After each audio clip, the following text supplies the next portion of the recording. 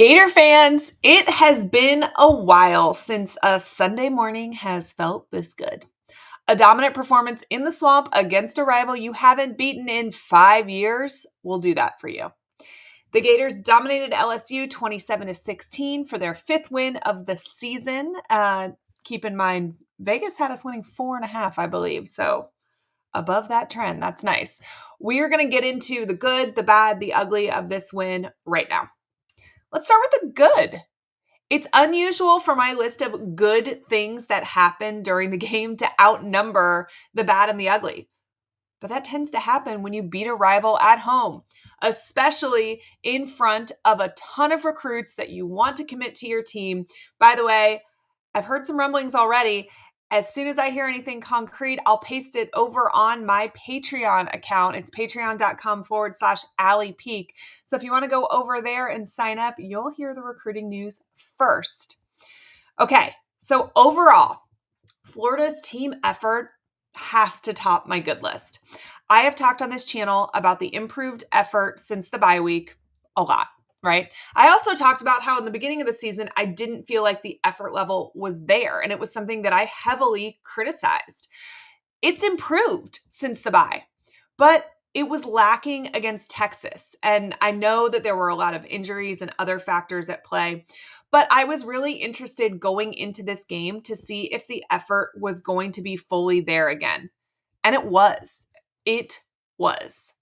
And another good thing is that I think the play calling was a little bit better. I know that's weird for me to say that, right? It was more fitting for the situation that we were in. DJ Lagway was not going to be able to use his feet, right? I don't know if you guys saw on game day, they talked about how they were going to be supporting him with this hamstring injury. There was actually a piece of elastic sewn in his pants that ran all the way down the back of his leg, and it was attached to his sock, and it was supposed to help give some stability to that hamstring, but it also was going to hinder his ability to run. He did practice in that set of pants all week long, so he was used to being in it, but it was not going to be the DJ Lagway that we were used to seeing. And what I was concerned about was whether or not our play calling would adapt to that. And I feel like it did. And we actually took some shots downfield. And even if we didn't get them, we were in the position to get them. And that's growth. There were still some third down plays where we threw the ball behind the sticks. And that's just been driving me nuts all season. But listen, I even saw improvement on third down. So tip of the cap to the play calling. It was better. DJ Lagway is good. He was 13 for 26 for 226 yards and a touchdown. There were a few throws that he made that I think there is probably only a handful of quarterbacks in the entire country that are capable of making that same throw. He makes everybody around him better. I don't know if you guys have seen the video that's making its way around social media of Lagway standing under the uprights as his team is coming out of the tunnel for warmups, and he is making it a point to high five, make eye contact with every single guy that comes out from that tunnel. That is what leadership looks like, right? This kid is 18 years old. I can remember another 18-year-old that I watched live and in person a few years ago, Johnny Manziel. I sat in the stands for his very first SEC game. They played Florida. It was at Texas A&M, and my dad and I sat there and we were like, man, this kid's going to win the Heisman one day.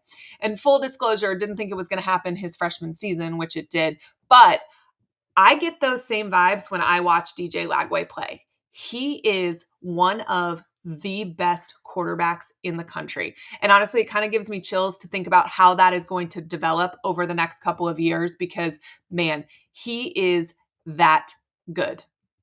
Elijah Badger was also very good. 6 catches, 131 yards, and a touchdown. He was also coming back from injury. We weren't sure if he was at 100% or not, but he sure looked like he was at 100%. He was good.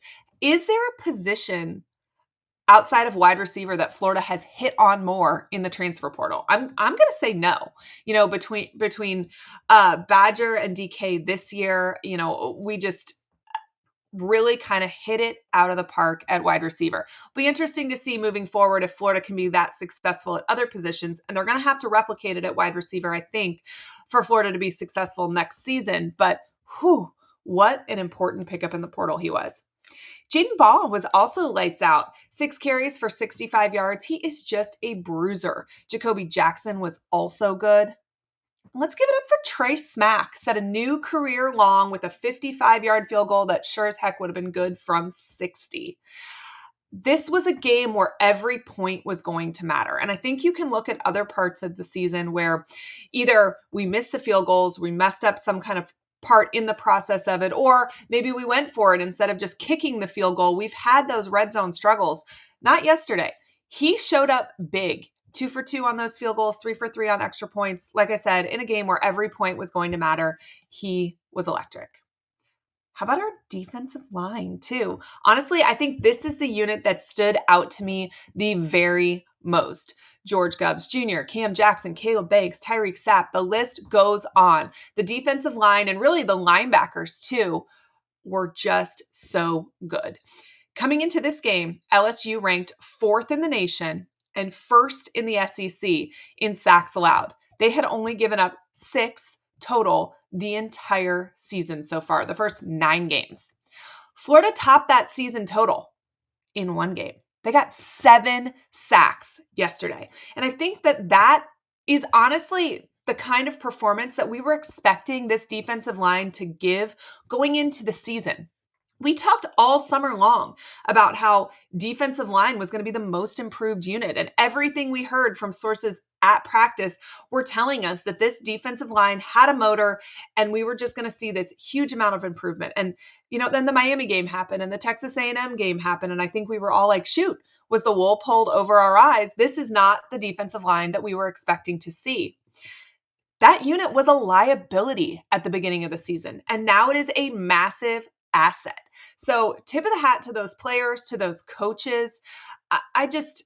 What a performance by this defensive line. There were multiple strip sacks that LSU recovered, right? There was one that we got as well. But if you continue to make those kind of plays, you're going to end up with more of those, right? LSU recovering them after those strip sacks, that's just kind of the way the ball bounces. But the more it happens, the more your odds increase of continuing to recover those things. And that puts your offense in a great position. I really think we got to give some flowers to several individuals on defense. Shamar James, 11 tackles, 2 sacks, 2 tackles for a loss, and 2 pass breakups. Holy cow. Tyreek Sapp, he had 8 tackles, 1 sack, 4 tackles for a loss. Jack Pyburn had 8 tackles. Trickweezy Bridges had 7 tackles and a pass breakup. Miles Graham had 7 tackles. Caleb Banks and George Gubbs Jr. both had 3 tackles, a sack, and a tackle for a loss apiece. TJ Searcy had a sack. Just overall, great day for the defense outside of a few third downs. At the beginning of the game, I was tweeting like, man, this defense is on fire. And then, promptly gave up some big third downs, to which many of you had comments for me.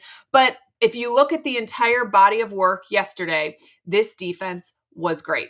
Is there room for improvement? Yes, of course. And I would pinpoint that third down spot for a place for really need some emphasis this week in practice. But overall, great defensive performance, the kind of performance that wins you games in the SEC. We also need a round of applause for the Swamp. I tweeted this yesterday, but when the Swamp is at its best, at its loudest, there is no better venue in all of college football. Fight me on that. What a show our fans put out yesterday. You influenced the outcome of this game. There were multiple times when LSU had to burn timeouts because they could not hear. Way to stand in the gap for this team and be that 12th man. I've said it a million times. This fan base is the best in college football. We might ride your butt, right? But we show up and we show out no matter what the record is. The stands were packed with recruits who got a show last night. And you fans, you helped contribute to that. Let's talk a little bit about LSU. Listen, this was Florida's best effort and best overall game this season, in my opinion. I don't think the same can be said about LSU. There were multiple interceptions that were just in the hands of LSU defenders that they just dropped. There were several long passes absolutely on the money that were dropped by LSU wide receivers.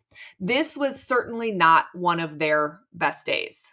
Florida, took care of the ball. They had no interceptions, no fumbles, but honestly, there really should have been multiple interceptions. And, was it Florida forcing LSU to not play their best? Maybe. Was it because they're coming off this is now their third loss in a row? I don't know.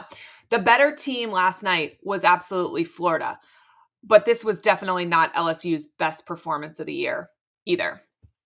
So listen, UF has the ability to get to 6-6 or better, and that is not the standard.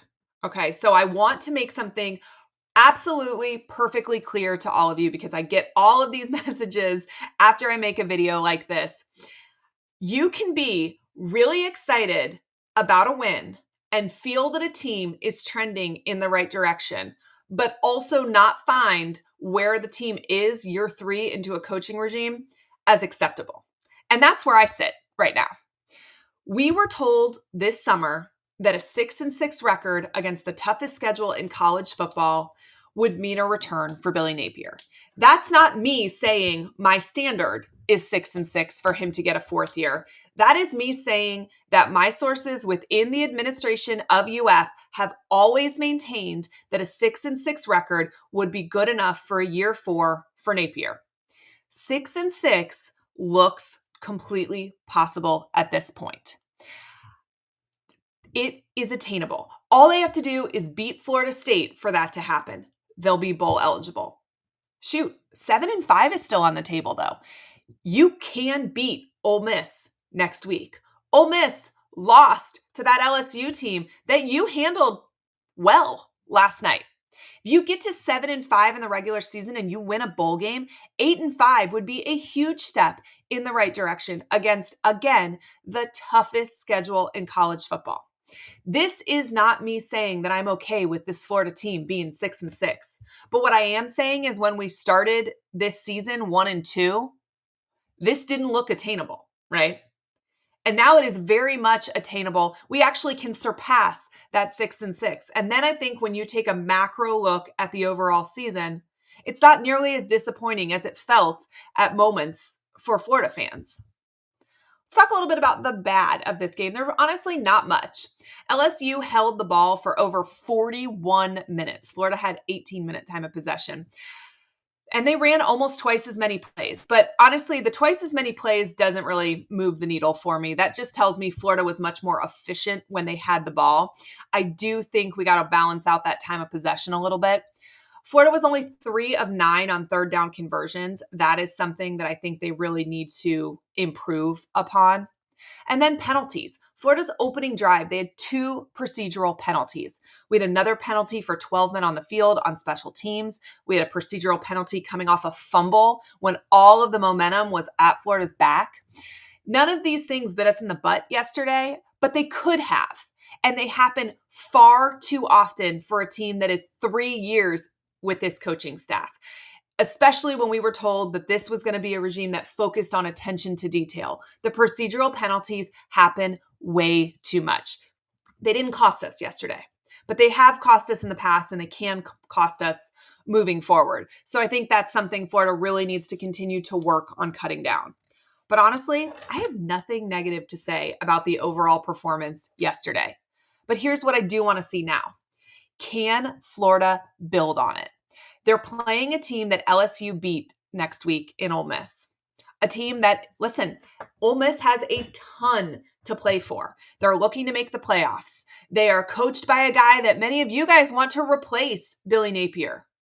This team needs to prove to Gator Nation that this wasn't a fluke. UF also has a lot to play for next week. I mean, it's not the playoffs, but listen, the Gators win. They are bowl eligible. They can prove that this progress is real, right? Coming out of the bye, you beat a UCF team, you beat a Kentucky team, you beat teams that are not as good as the teams you lost to at the beginning of the season. And then you get humiliated by Texas. But LSU, that's a team that is better than some of these other teams from earlier in the season. Ole Miss, this is a team knocking on the playoffs door. You can beat them. I think it's fair to say the progress is real at that point. And honestly, these players can kind of signal to the fan base, maybe the right guy is at the helm, right? It's a big game. There's a lot to play for. Thanks for tuning in, guys. Make sure you are subscribed to the channel so you can see all the content we have coming your way this week. As always, it's great to be a Florida Gator.